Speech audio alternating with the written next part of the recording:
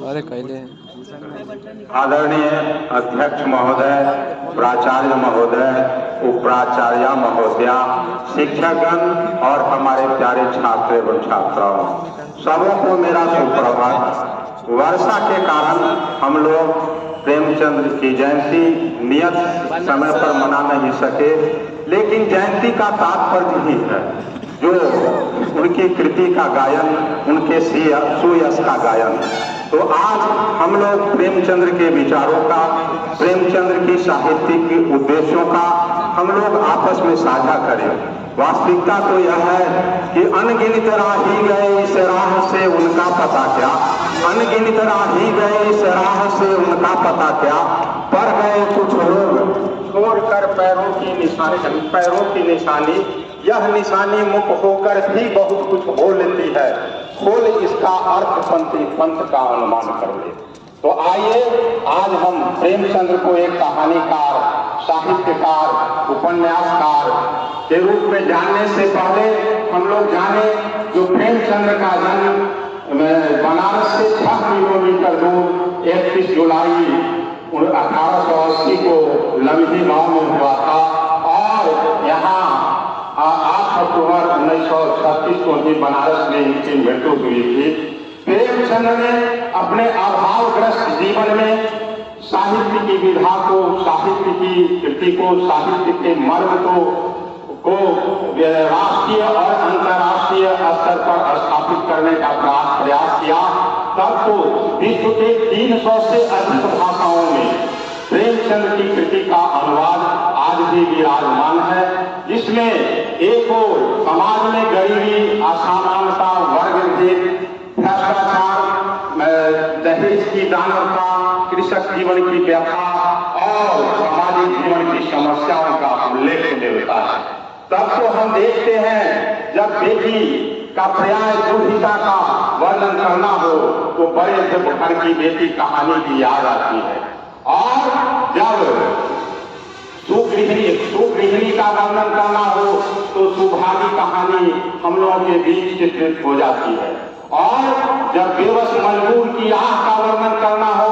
तो कथन कहानी हम लोगों के बीच उद्घाटित हो जाती है। और साथ ही साथ हम देखें जब भ्रष्टाचार का वर्णन करना हो,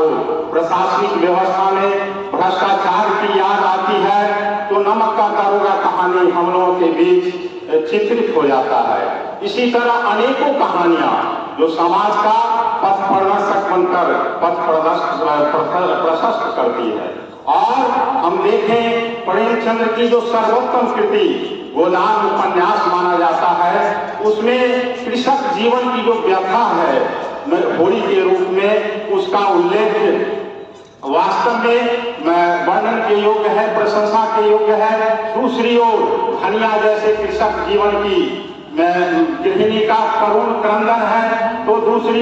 तीसरी ओर हम देखें गोबर जैसे युवक की यौवन की मादकता है, तो हम देखें दुनिया जैसे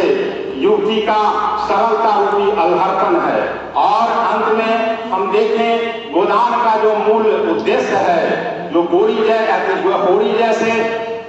कृषक जीवन की साध जो गाय के रूप में उसके जीवन में पूरा नहीं हो सका, और उसकी जो पत्नी है धनिया, उसके द्वारा जीवन के अंतिम वेला में गौदान का तर्पण है। और इस तरह से हम देखें तो प्रेमचंद्र की कहानी का सार हो या उपन्यास का उपसंहार हो या नाटक का नाट्य भाव हो, वह सब हमें समाज का पथ प्रदर्शक बनकर पथ प्रशस्त करती है और एक आदर्श व्यक्तित्व के निर्माण में, आदर्श समाज के निर्माण में और आदर्श राष्ट्र के निर्माण में महती भूमिका निभाती है। इस तरह से प्रेमचंद्र की कृतियों का जितना भी वर्णन किया जाए वह बहुत ही कम है। अंत में मैं यही कहना चाहूंगा तो कथानक व्याकरण समझे तो सुरभित छंद हो जाए, कथानक व्याकरण समझे तो सुरभित छंद हो जाए, हमारे देश में, हमारे विद्यालय में सुखद मकरंद हो जाए। मैं चाहता इतना जो प्रेमचंद्र की साहित्यिक कृति के मर्म को, प्रेमचंद्र की साहित्यिक कृति के मर्म को और प्रेमचंद्र के उद्देश्यों को अपने सैद्धांतिक और व्यवहारिक जीवन में अपनाकर हमारे विद्यालय का हर शिक्षक और हर बच्चा चंद्रगुप्त और चाणक्य हो जाए, चंद्रगुप्त और चाणक्य हो जाए। इन्हीं शुभकामनाओं के साथ धन्यवाद।